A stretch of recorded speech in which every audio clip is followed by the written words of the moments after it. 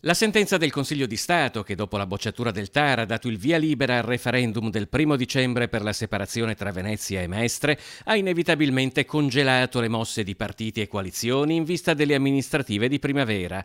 Le candidature sul tavolo rimangono ancora due: il sindaco uscente Luigi Brugnaro e il presidente della municipalità di Venezia, Murano e Burano, Giovanni Andrea Martini, come civico di area di centrosinistra.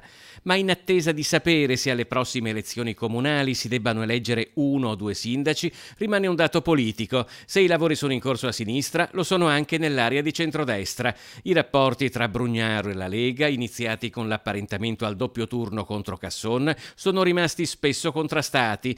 Un rapporto gestito male, secondo il consigliere regionale Alberto Semenzato.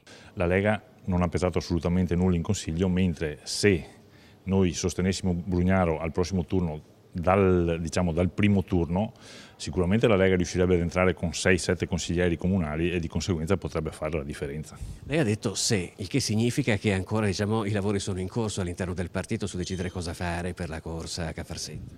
Io credo che in una città come Venezia non decida Semenzato, non decida il commissario provinciale e forse non decida nemmeno il direttivo nazionale, ma ci siano delle direttive che arrivano direttamente a Milano. Nella sua prima uscita ufficiale, il nuovo commissario del direttorio provinciale della Lega di Venezia, Andrea Tomaelli, ha confermato come la Lega al momento non abbia alcun accordo con Brugnaro, col quale sussistono differenze. Se si stringerà l'accordo rimane un'incognita. Se la Lega ha un nome spendibile, cioè un nome vincente, possiamo anche calare l'asso, altrimenti io credo che non si possa fare come la tornata del 2015, di conseguenza essere in Consiglio ma non pesare assolutamente nulla.